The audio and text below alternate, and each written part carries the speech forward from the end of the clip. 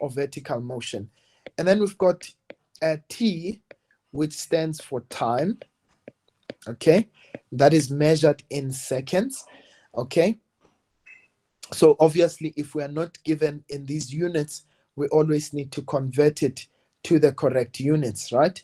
And then finally we've got what we call delta x, which is displacement in this case, and displacement is always measured in meters. Okay, so remember that the displacement is measured in a straight line, right, between 2 points. So as a result, we're going to look at these equations. Now I want us to quickly have a look at an example of how we apply these laws, and then we are going to look at some past exam questions, right? So it's just for argument's sake, say we've got, they tell us that we've got a car that is initially at rest. Okay, so that's a key word, right? Once they tell us that something is at rest, what do we assume? It means that its velocity is going to be 0, right? So initially at rest. Now what's going to happen to this car in this case? Then it starts moving. All right, so if for argument's sake it was at rest and now it starts moving and it's able to accelerate, let's just say for argument's sake at 4 meters per second squared, right, for 10 seconds. So the time there would be 10 seconds. Now let's find out what would be the distance that it will cover within the 10 seconds. So here we are, we've got a car that was initially at rest. It's able to accelerate at 4 meters per second squared. And we want to find out the distance that will be covered within the 10 seconds. So the first thing is calculate the distance covered. The distance in 10 seconds, right? And then secondly, I want us to calculate the velocity. The car's velocity after 10 seconds. Okay, right. So what we want to do is we want to cover, in this case, and check which of the laws of kinematics are we going to use in order to calculate the car's distance and the car's velocity, right? Now, here is the thing. Here are the rules, rather, that we are going to apply. So we are supposed to choose from the 4 equations that we have, right? And in the 4 equations that we have, one thing I'm going to always advise you on is always choose an equation based on what you want and what you don't have, right? Now let's look at the information that we have. What do we have? Well, sorry, we've got initial velocity, right? And our initial velocity, we said it was at rest, so that would be 0. We've got final velocity. No, we don't have that. Okay. We've got acceleration, which in this case we said was 4 meters per second squared. Sorry. And the time, which was 10 seconds. Please, I do apologize. My voice is quite irritated today. Right. And delta x in this case, which is the distance that will be covered. Now, we want to calculate the distance covered, right? So it means any equation we must take has to have distance in it. Okay, displacement, right? But now what do we not have? We were not given the final velocity. So which of the 4 equations does not have final velocity? I hope you can see it. Do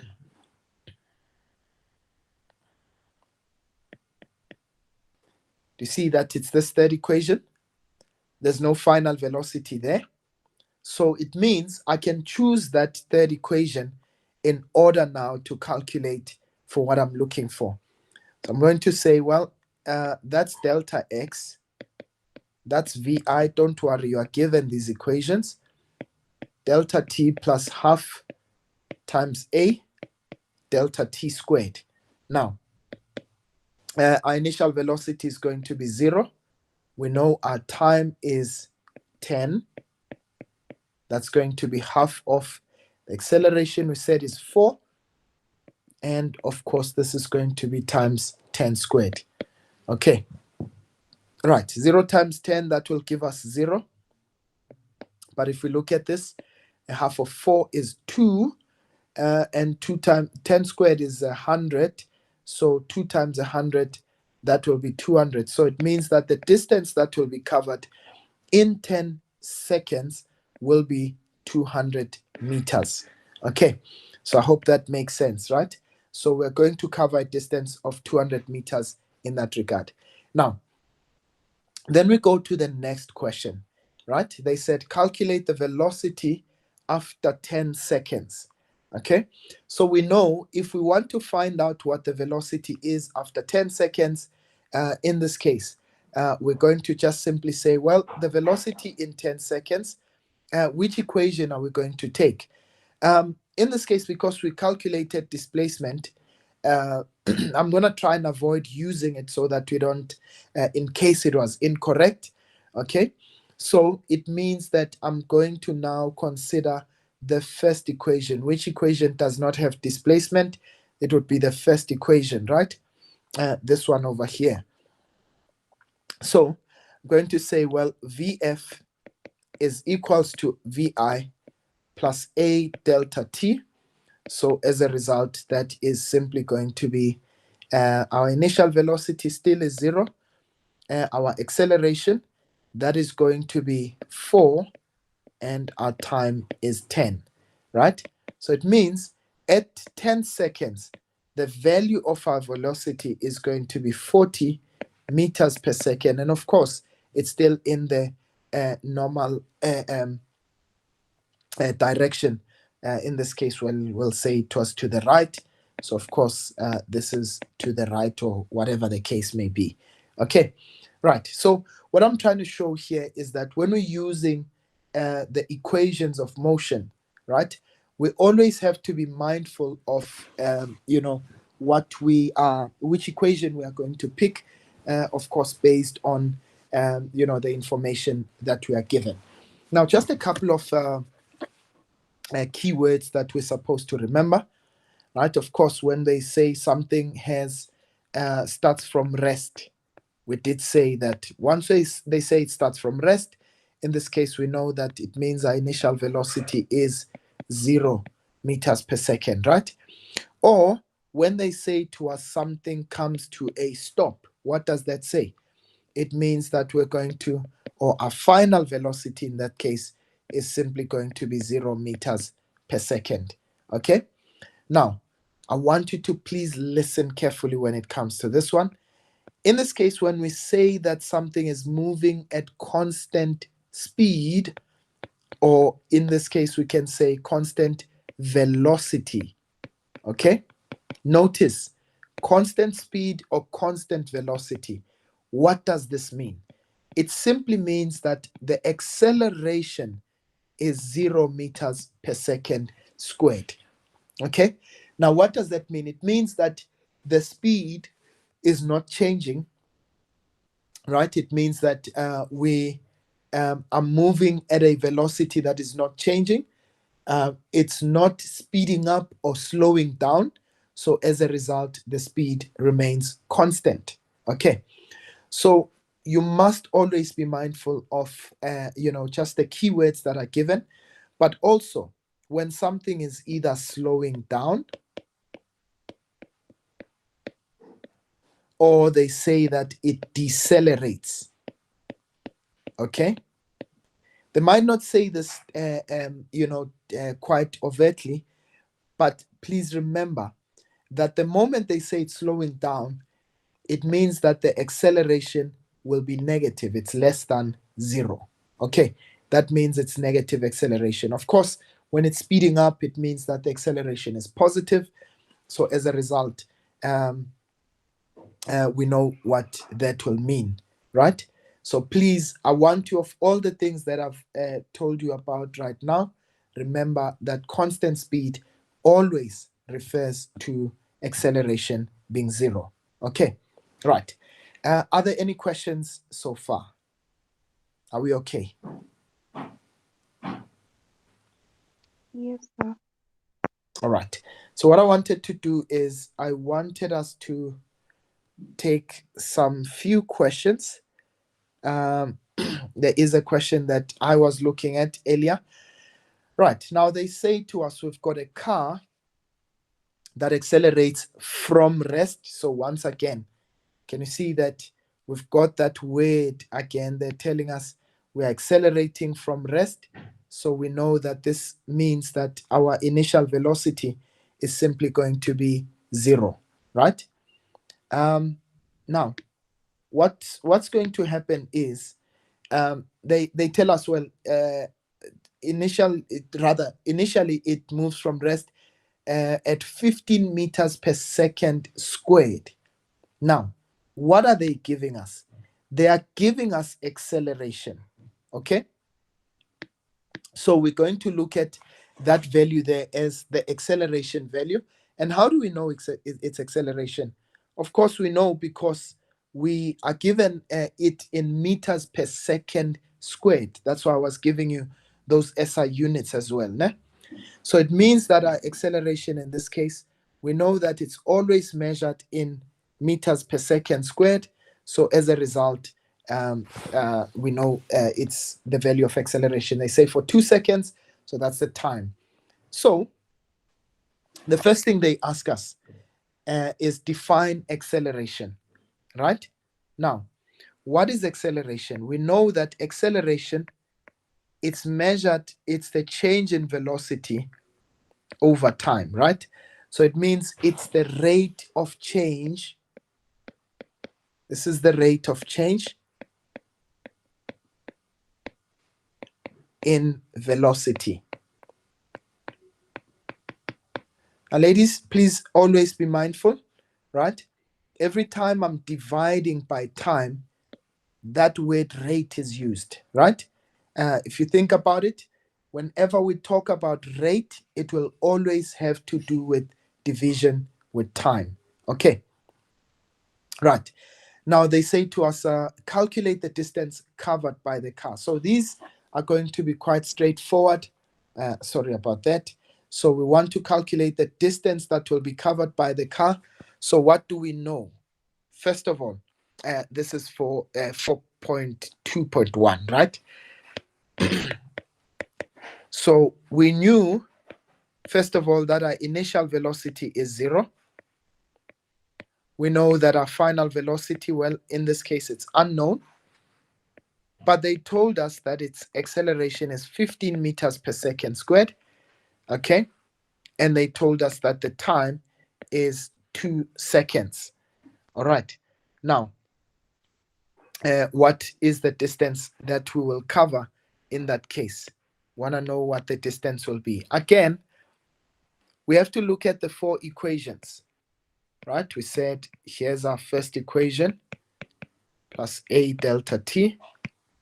Our second equation, vi squared is 2a delta x, and delta x is vi delta t plus 1 over 2 a delta t squared, and of course we've got delta x is vf plus vi over 2 times delta t. Okay, right. Now, in this case, what we're going to do is, of course, we're going to choose an equation. And I did say to you, we're looking for displacement, right? But what are we not given? We're not given final velocity. So I'm going to take that final velocity there. Okay. So I'm going to say, well, for my final velocity, I'm simply going to say, or rather, which is not given. So I'm not going to I'm going to use rather an equation that does not have final velocity in it. And again, it's going to be the third one, right? So delta x, that's vi plus vi delta t rather, plus 1 over 2 times a delta t squared. Okay, so that's going to be 0 multiplied by 2 plus a half of a. This is going to be 2. This is 15 rather. Okay, times t squared, which is 2 squared. All right, so we have a half of 15 times 2 squared is 4. Rather, let me say a half of 4 is 2. 2 times 15 is 30. So it means that the distance covered will simply be 30 meters. Okay, right. I hope that you're able to follow. Right, so in the next question, they ask us, calculate the velocity of the car. Of course, in calculating the velocity, we can use that first equation, vi plus a delta t. Vi, we said that's 0. Our acceleration is 15 rather, and our time is 2. And well, funny enough, it means that the velocity will also be 30 meters per second. Okay, right. So we're looking for the magnitude of the velocity, or rather the velocity of the car. Okay. I don't know if you wanted to, you could use the points of a compass. In this case, we know this is east, so it would be eastwards. All right. Now, that was the straightforward standard type of question that we can get, right? Now, the next question, which is very interesting, they say to us, while traveling at a constant velocity of 108 kilometers per hour, right? The driver of a car notices a sign, all right, warning motorists to keep a safe 2-second following distance, right? At that instant, the car is 80 meters behind a truck while it is traveling at a constant velocity of 90 kilometers per hour, right? Now, first of all, they say to you, explain the meaning of a 2-second following distance. Right. What they mean by a safe or a 2-second following distance, it means you must have at least 2 seconds to stop in case this car in front of you, breaks suddenly or whatever the case may be. All right. You must give yourself enough time to be able to apply brakes, and that 2-second following distance in that case would be the time that is required for you to stop in case anything happens. Okay, right. Now, then they say to you, calculate the safe 2-second following distance behind the truck. All right, now, how are we going to get the safe following distance behind the truck? So I want you to note, the truck is not stationary, it's moving, isn't it? Okay, so and so is the car, by the way. So what I'm going to do, I'm going to look at the truck. No, let's look at the car first. Okay, and they said this guy is moving at 108 kilometers per hour. Okay, but I know I'm in front of a truck or rather I'm behind a truck that is moving at 90 kilometers per hour. Kilometers per hour. Right. Quite a number of things that I want us to do in this question. Right. Now, what time would it take for me, in this case, to be able to stop in case the car or the truck stops suddenly? Now, please, I want you to listen very carefully. Né?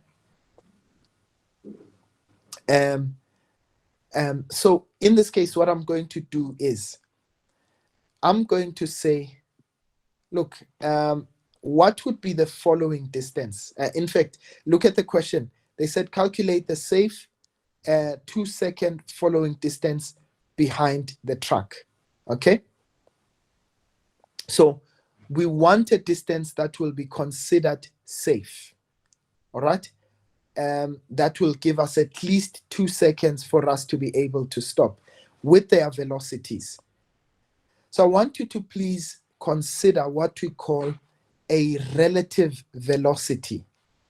Right? Now, I'm going to make this make sense in just a little while. Né?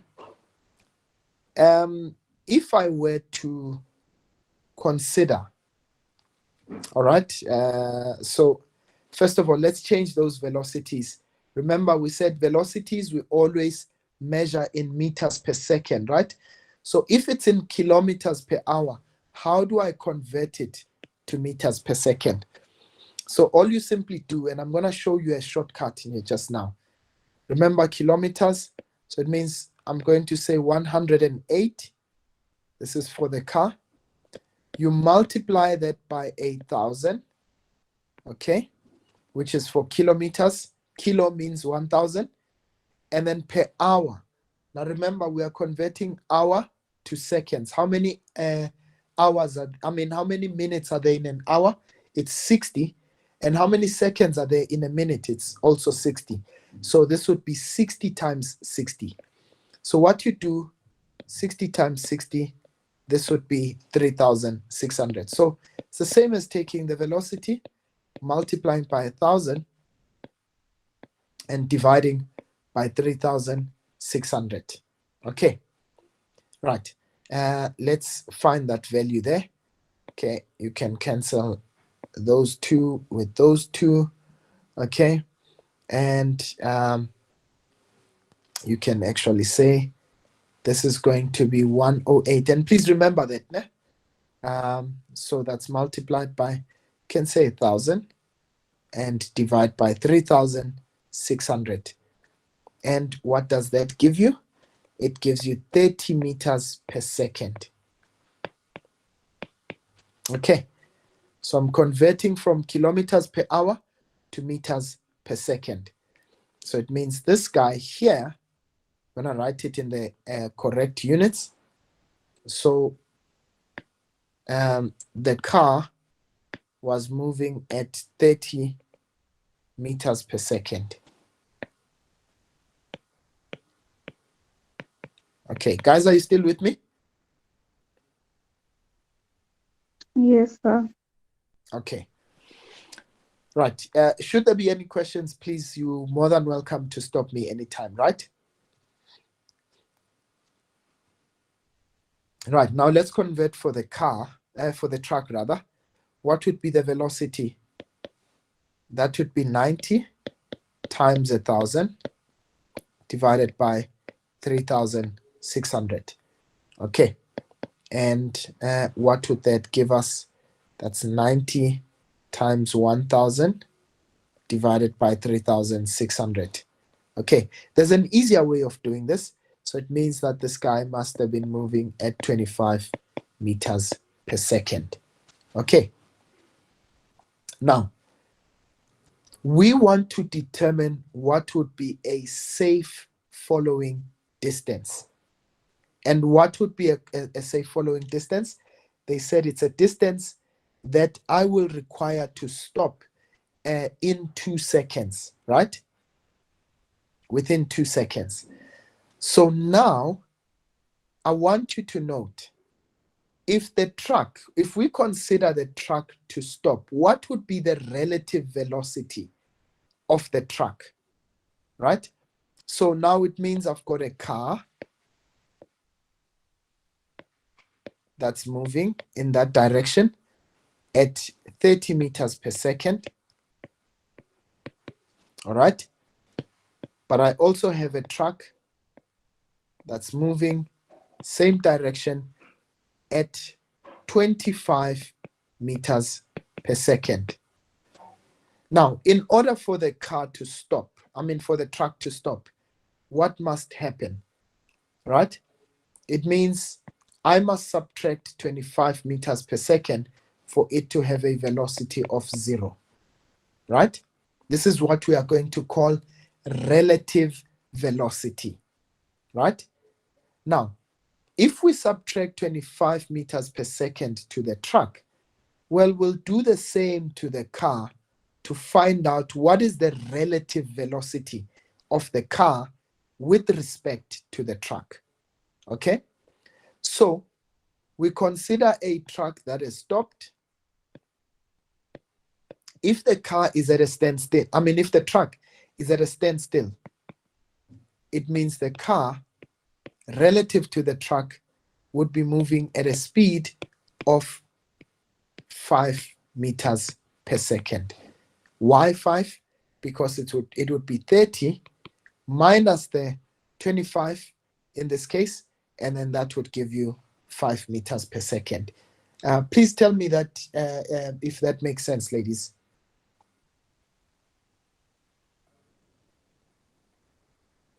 Yes, sir.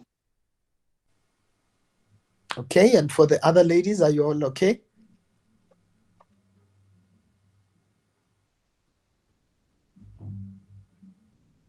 Yes. Okay, awesome stuff. So note in this case, what I did was to consider the truck as though it has stopped, but remember, what is the speed of the car in that case?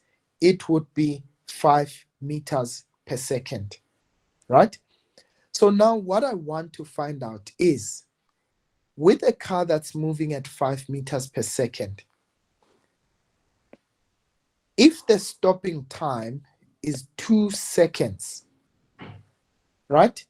What would be the distance that is required in order in order for the car to come to a standstill?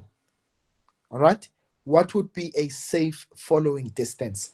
So now I'm going to say, well, consider the initial velocity of the car to be 5 meters per second, and I want the car to be able to stop, right?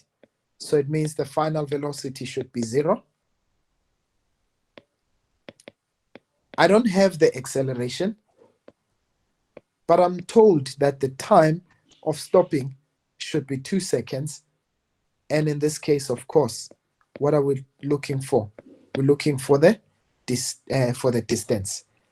So I want the stopping distance. What am I not given? I don't have the acceleration. Okay. So which equation of motion are we going to take? Which is the only one that does not have acceleration? I'm sure you guys can see it's the one there. Né? Okay, so there's no value for acceleration in that there. So I'm going to take delta x is Vf plus Vi all over 2 times delta t. Né? Right, so delta x, going to take 5 plus 0 over 2, and the time that it takes, they said at 2 seconds, rather stopping time. So what this does is that it will give me 5 over 2 times 2. That will give me a distance of 5 meters. Okay, so it means a safe following distance would actually be 5 meters. Does it make sense, ladies? Yes, sir. Okay. All right. Okay. Now, let's go on to the next question. And you see, it was 6 marks. So really, it was really worth all of the, just the things that we went through, right? So now they say calculate how long it will take the motorist to get to a 2-second following distance behind the truck. Right. So when will the motorist get to a 2-second following distance? And remember, what is the 2-second following distance? Okay. It's 5 meters. So they're asking, when will he cover or rather, will he be 5 meters behind the truck? Okay. How long will it take? So I want you to please note, here's our motorist moving at that relative velocity. What is the relative velocity? It's going to be 5 meters per second, but we want to find out how long the motorist will be able to cover from a distance of 8 meters to a distance, is it 80 meters? Yeah, sorry. From a distance of 80 meters to a distance of 5 meters. Okay? So what I'm going to do is I'm going to consider the relative velocity. What was the relative velocity of the car, of the motorist, right? The relative velocity is 5 meters per second. Okay? Remember, they did tell us that, the driver, oh yes, so I'm going to actually consider that as a, I'm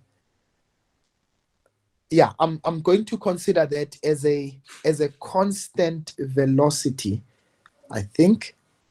Let's see, at that instant, the car is 80 meters behind the truck. Yeah, they didn't tell us about, yes, okay. Yeah, they did say it's moving at a constant velocity of 108 meters per second. So we know that the car is moving at a constant velocity of 108 meters per second, but we found out that that velocity is 30 meters per second. And so relative to the truck, the car is moving at 5 meters per second, right?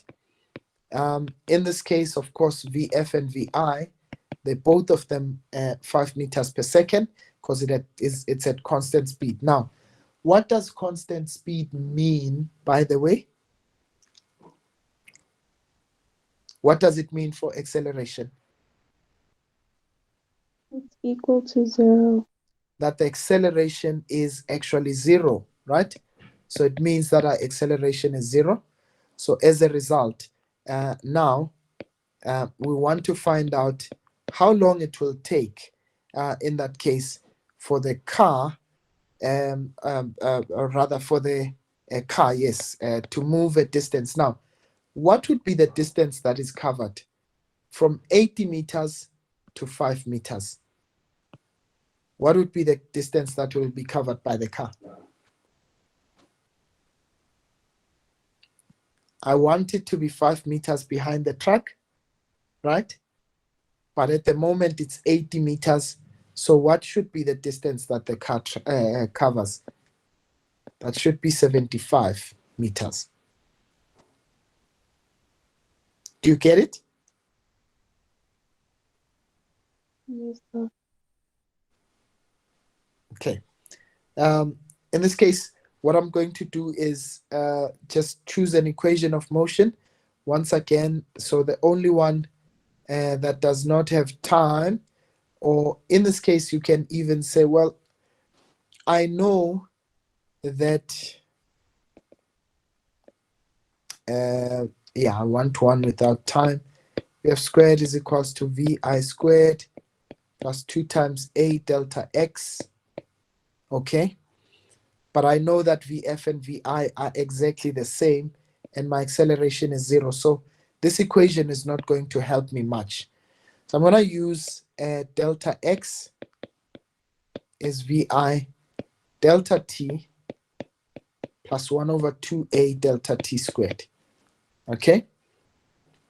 Now, this one is simply going to be my displacement. Remember, I want to cover that distance of 75 meters behind the truck. Okay, I want to be 5 meters behind the truck.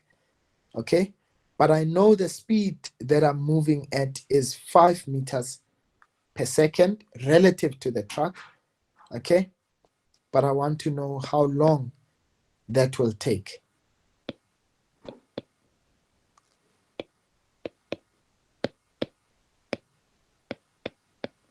Okay, and all that we're simply going to do is take 75, divide by 5, and I get,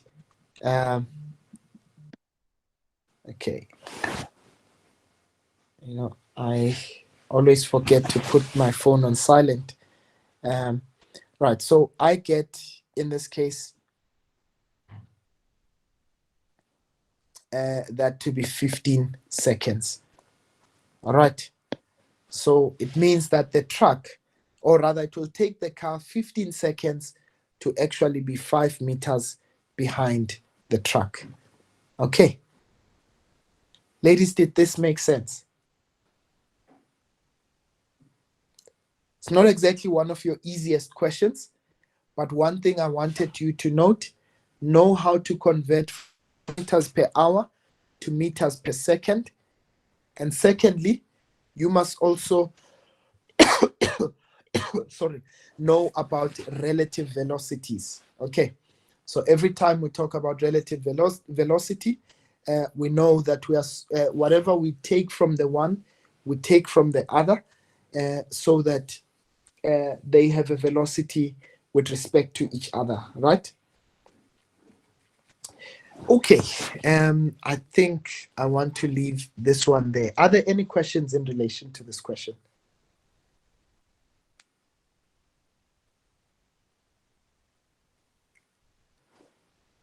Okay, I shall assume that there are none. And please remember, I did say you're supposed to stop me anytime where you don't understand something.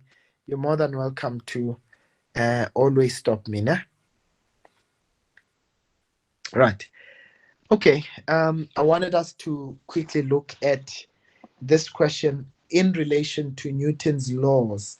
I did say I'm not just looking at just the one part, nah?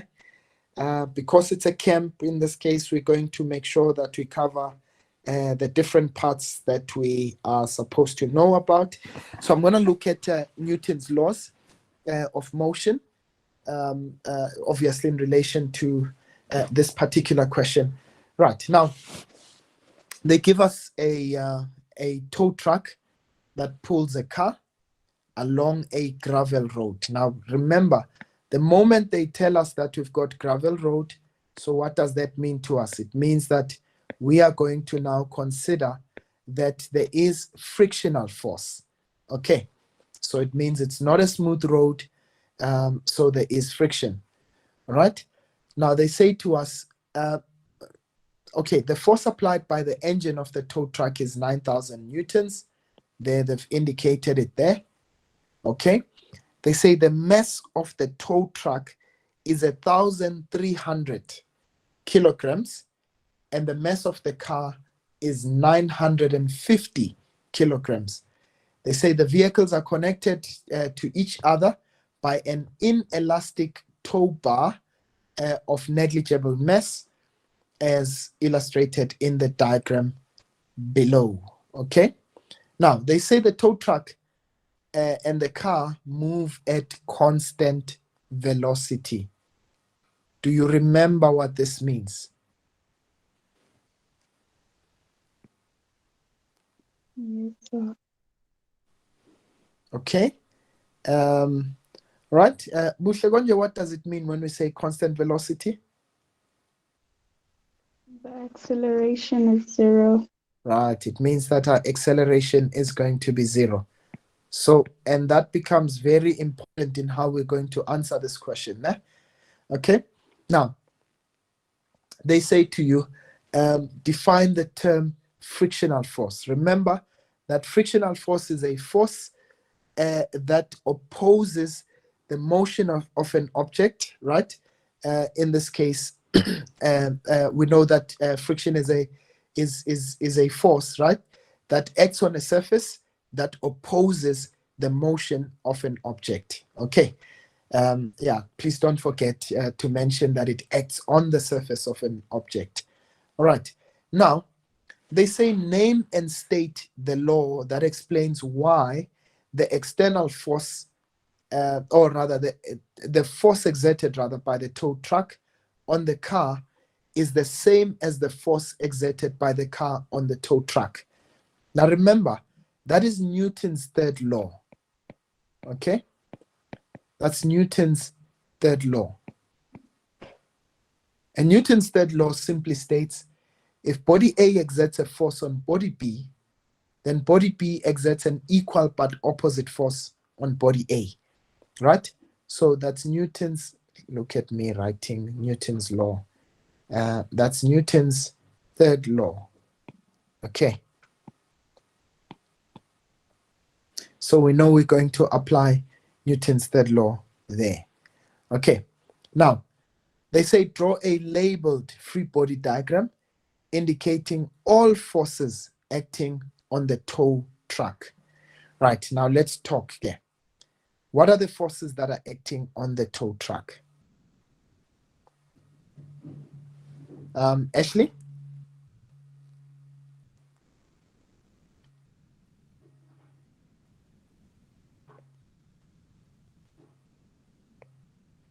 Ashley?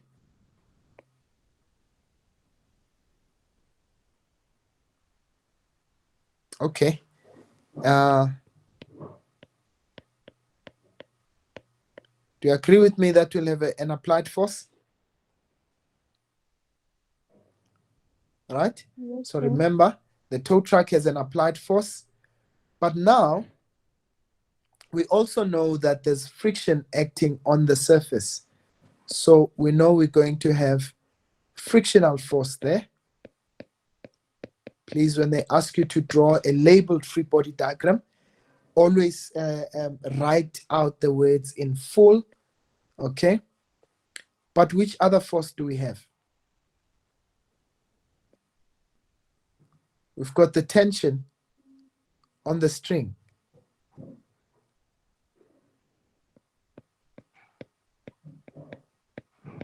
So we know we've got the tension there.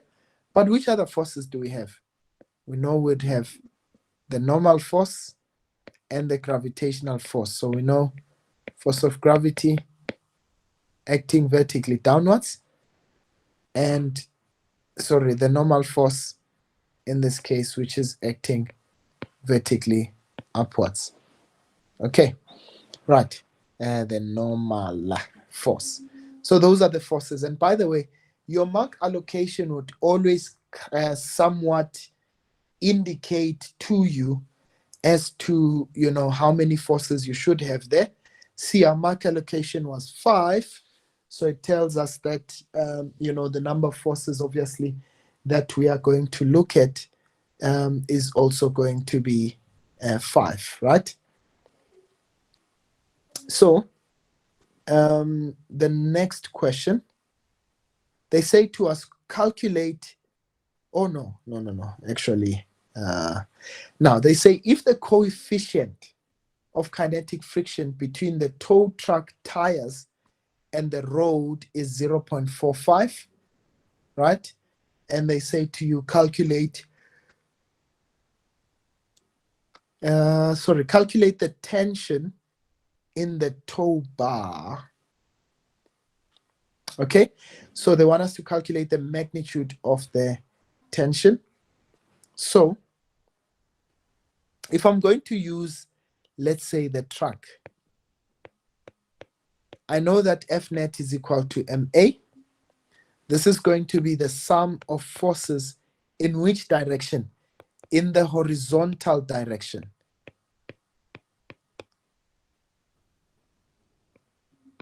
Okay, so this is the sum of forces in the horizontal direction, and this is equal to MA, right? Now, notice, what are the forces that are acting horizontally? It's the applied force, it's the frictional force, and it's the tension. And remember, you cannot add forces that are not in the same dimension. When you add forces, you only take, if it's horizontal forces, you only take horizontal forces. If it's vertical forces, you only take vertical motion forces. Remember that you cannot actually use either one interchangeably, right? So horizontal force, we know we've got force applied. I'm going to have the applied force minus, right? So remember, I'm going to take the direction of the tow truck as my positive. So that's my positive direction. So it's force applied minus the frictional force. Okay. And I'm subtracting there minus the tension. Right. Notice in this case, once again, the tension is slowing down the tow truck, but it's actually pulling the car in the direction of the tow truck. Né? So keep that in mind as well.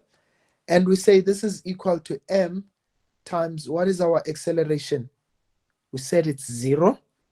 So that becomes 0 over there. Are we okay, ladies and gents? Yes, sir. All right. Now, force applied. They gave us that force to be 9,000. Now, we don't have the value of friction, but remember, friction we always calculate it as it's the coefficient multiplied by the normal force. Please keep that in mind. Né? Okay? Whenever we want friction,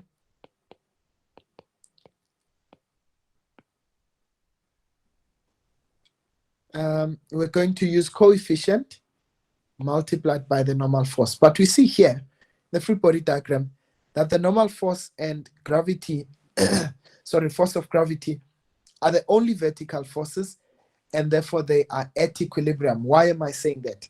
Because remember, both these objects, either the car or the trolley, are not moving vertically. Okay, they are not moving vertically.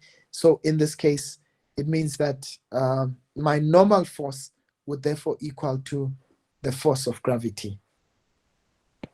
And this is minus the tension.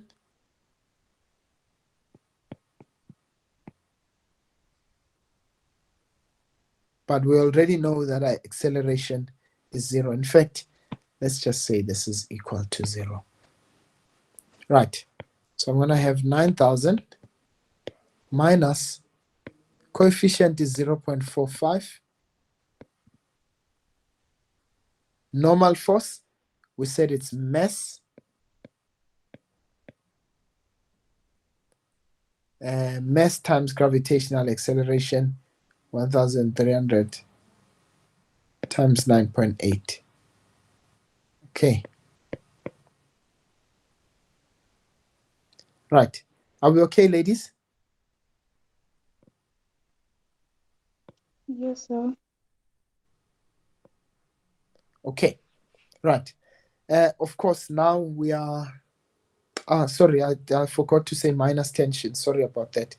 So minus the tension, this is equal to 0. But I can actually take t to the other side, and it becomes positive. So I'm left with 9,000. Okay, let's take that. That will be 9,000 minus 0.45 times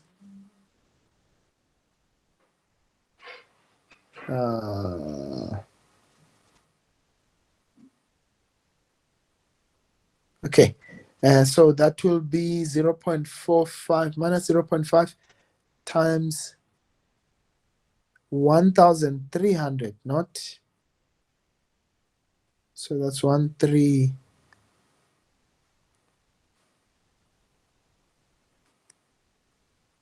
I'm not sure what's happening. 1,300, okay, times 9.8.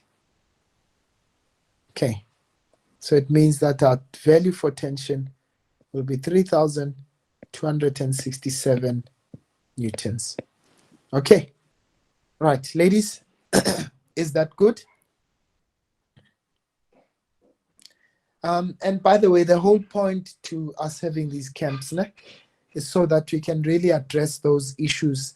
And just remind me to just check with you at the end, Wuti, which are those sections that you feel either now and then, or in the future we should really look at.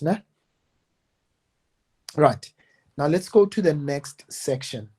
We calculated the tension of the tow bar. Okay, now they say calculate the coefficient of kinetic friction between the car tires and the road surface. Right, so the coefficient of friction between the car and the road. First of all, let's look at the forces that are acting on the car. Remember, we've got the tension that is now pulling the car. The tension was inhibiting the tow truck, but now here tension is pulling the car. Think about it. Without that rope there, the car wouldn't be able to move on its own, right? So it means that the tension is the one that is the contact force there. Let me draw it nicely. So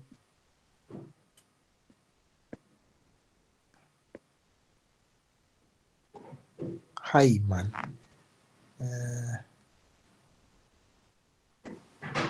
Let's do this.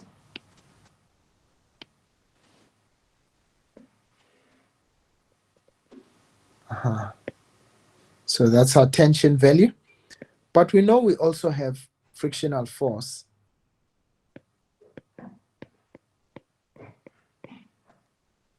We know we've got friction. We know we would have normal force there. And we know we would have gravitational force. Sorry about that double arrow there.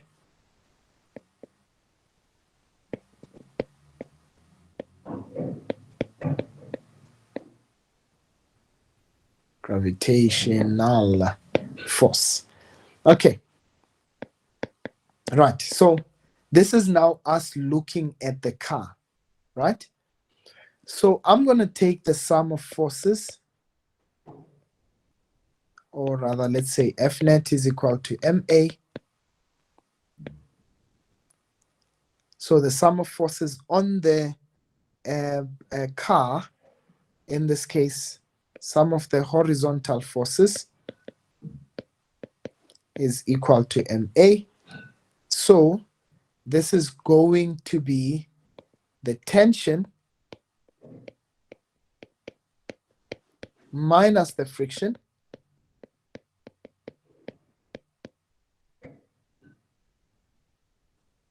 and this is equal to MA. Now, notice we already have a value for tension. We found it in the previous question. We said it's 3267. So that's 3267 minus, remember they were looking for the friction coefficient. So I'm going to say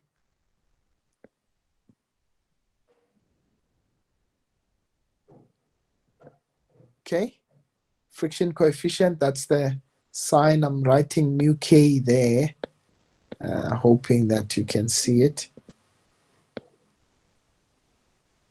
multiplied by the normal force. Now, what is the normal force for the car? The car has a mass of 950, right? So it will be 950 times 9.8.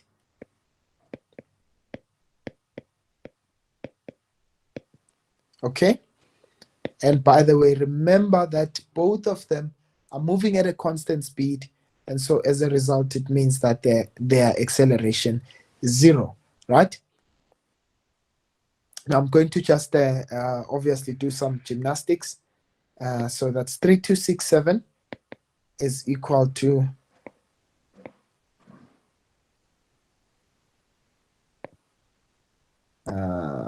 so that's 950.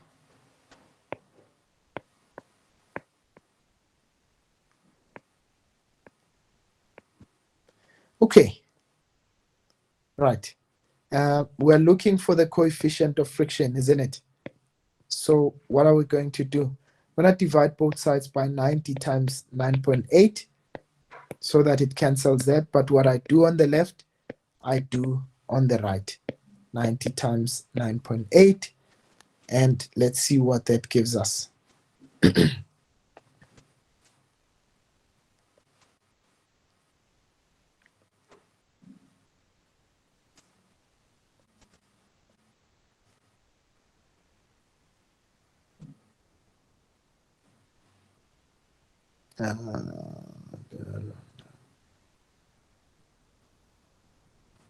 Is this correct?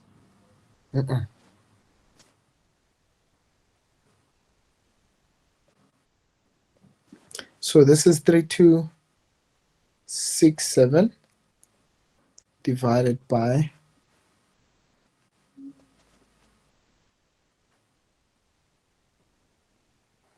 sorry, I said 19 terms instead of 950. Please keep me in check, guys. Ne? So that's 950 times 9.8, which was the mass.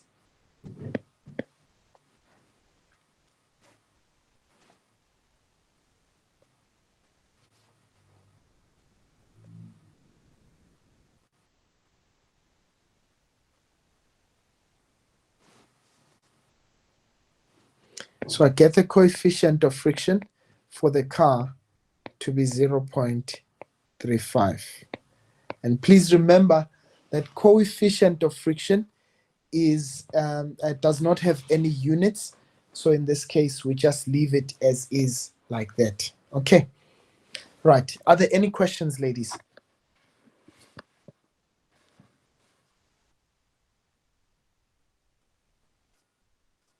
Are there any questions?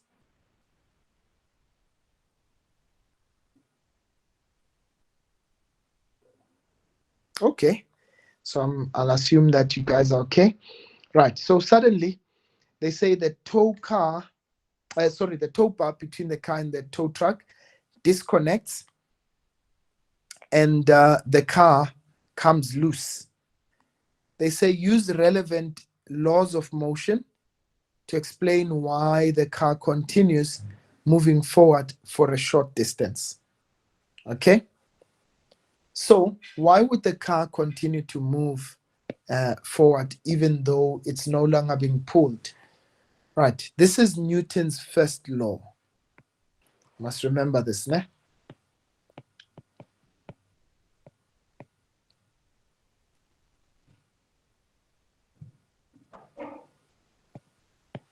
So this would be Newton's first law. Okay? But how do we explain this? Remember, Newton's first law says that a body will remain at rest or in constant motion in a straight line unless it is acted upon by a resultant force, right? So it means that a body will remain in constant motion.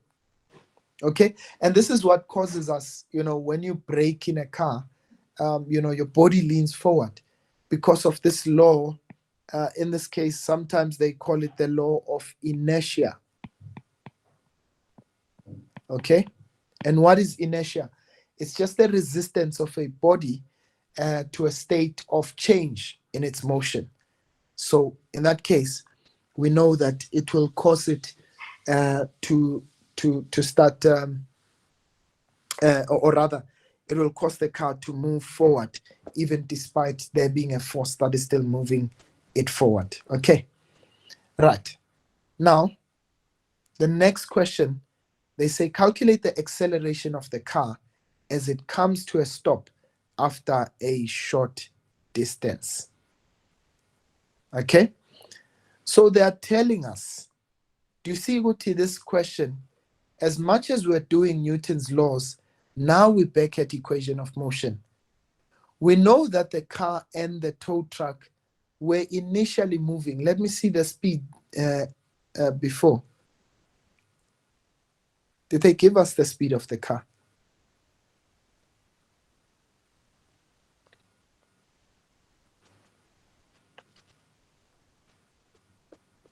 Okay. No, well, we can actually calculate the acceleration. No, let's use Newton's laws. Remember, now there's no longer a force that's pulling forward. We only have frictional force that's acting on the car, right? Of course, normal force as well as gravitational force. So we no longer have a force that pulls it forward, right? So as a result, what's going to happen, right? We're simply going to say F net is equal to MA. But what is our F net value? It's going to be our frictional force.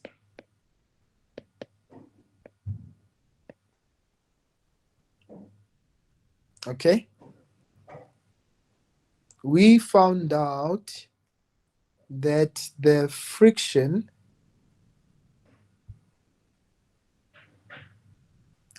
did we get a value for friction, Gonje, on the car?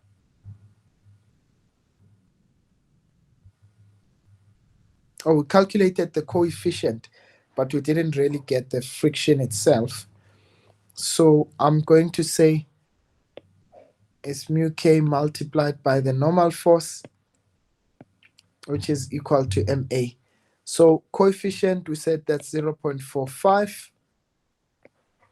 The normal force here too was 950 times 9.8.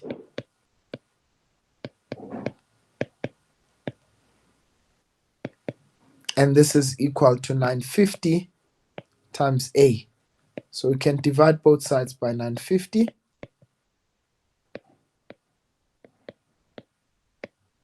And that cancels there.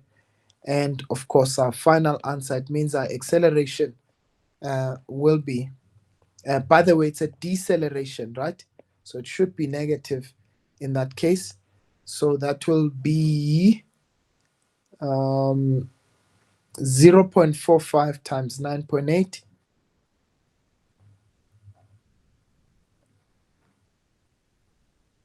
And our acceleration is 4.41. Okay, so we get an acceleration of 4.41 minus 4.41 meters per second squared. All right. Right, ladies, please let me know if is there any part of this question that we need clarity on?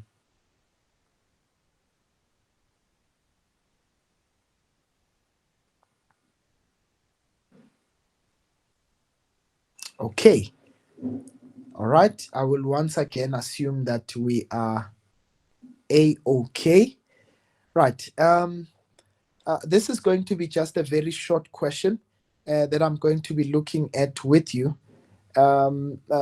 Just looking at kinetic energy and potential energy. They say, this is the last question, and then obviously we'll see each other after for the grade 11s, that is, we are going to see each other after the break.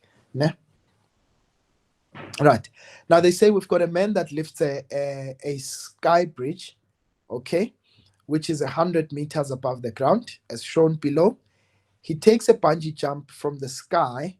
They say ignore the effects of air resistance, right? Now they say define the term kinetic energy, right? Now remember that kinetic energy is the energy due to motion of an object, okay? Right, it's the energy that is due to the motion. Now, they say to us the man and his gear have a mass of 72 kilograms. Calculate the gravitational potential energy of the man just before he jumps from the sky bridge.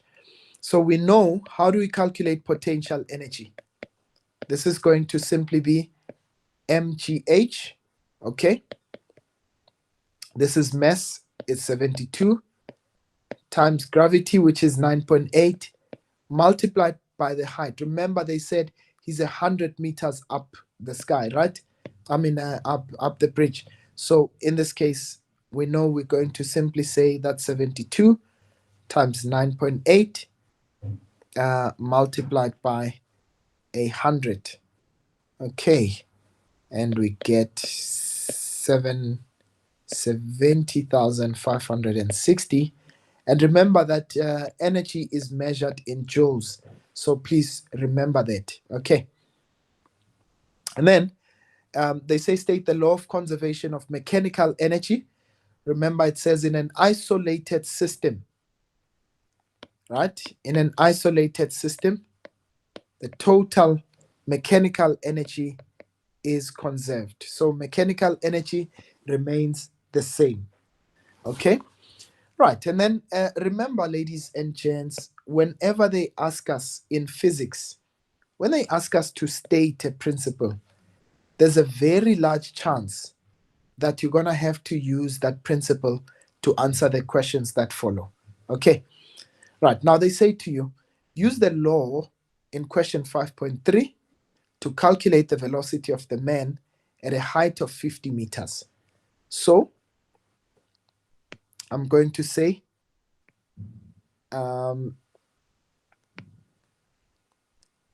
let's just say he started at a height of 100 meters above the ground. Ne? So that height there was 100 meters. Okay.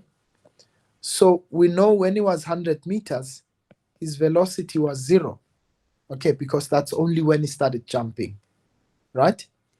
But what we want to find out is what would be his velocity. So our velocity here is 0. What would be the velocity when he is now 50 meters above? Okay, so we're going to say, well, mechanical energy, Emech, let's call this point A, and let's call this point B. Emech at A would be equals to Emech at B, right? And in this case, what's going to happen? We're going to say, well, what is our Emech value? Or rather, what is Emech? It's kinetic energy plus potential energy at A is equal to kinetic energy plus potential energy at B. Okay, right. But what did we say? At A, remember, kinetic energy is the energy due to motion. What happened at A? The velocity was 0, so the kinetic energy at A is 0, right? And at A, what is our potential energy? Now we're going to say mgh. The man's mass is, so I'm going to say mass times gravity times height at A. And I want the kinetic energy at B. So I'm going to say Vb squared. That's the formula for kinetic energy. And we've got mgh at B. Now let's substitute. We know the man's mass is 72. Gravity is 9.8. And the height at A, remember that was 100 meters, ne? Okay. And this is going to be half 72. We want this velocity here. But our height, 72 times 9.8, when the height is 50 meters. Okay. Now, of course, we're going to do some gymnastics mathematically there. We already found this value here. It's this value that we got. So I'm going to take this and take it to the other side. It becomes negative. So I'm going to say minus 72 times 9.8 times 50, and that's the value I get. Sorry, that's 35,200. Okay, and remember I still have half of 72. Half of 72 VB squared. So what do I need to do? Divide both sides by half of 72. Divide by half of 72, right? And of course, our velocity, all we need to do now is take the square root of that value. So I'm going to divide that by 0.5 times 72, which is 980, and take this, okay, and then I'm going to take the square root of our answer, and I get a velocity of 31.3 meters per second. Okay, so it means that their velocity, or the velocity of this man, will actually be 31.3 meters per second. All right, now I want to just stop here and just ask the question, are there any questions thus far?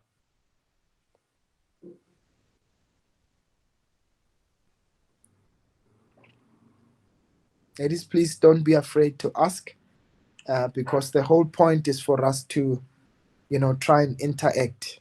Okay. Right. Are we okay?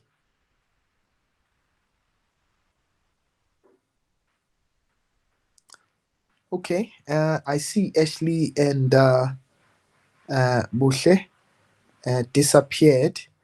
Yeah, but remember, Guti, these, in case you have load shedding, these recordings will be available to you, ne? And you'll be able to access them. Right. And then the last question, they said, draw a graph of EP against EK, for the motion of the man, from the instant he jumps until he reaches the ground. So the graph of potential energy against kinetic energy is just as simple. So they started with a potential energy of, Konya, what was the value that we got? 70,560. So that would be 70,560. And then what you would have is a graph that's decreasing like that. Okay. So as the kinetic energy increases, the potential energy decreases. Okay. And you'd have this value here being 7,560 as well. Okay.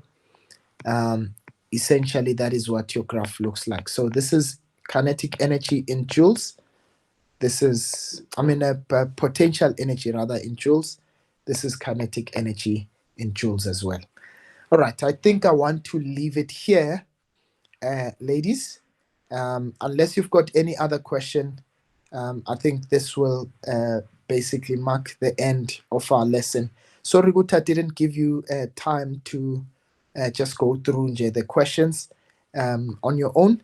But of course, because of the short nature of our camp, I have to try and just get you through to the concepts as much as possible. Okay, are we okay? Yes. All right, awesome stuff. All right, I'll see you guys again next time. Ntati, when I'll see you after 1 o'clock, ne? At 1 o'clock for our trick session. All right. Sharp, sharp.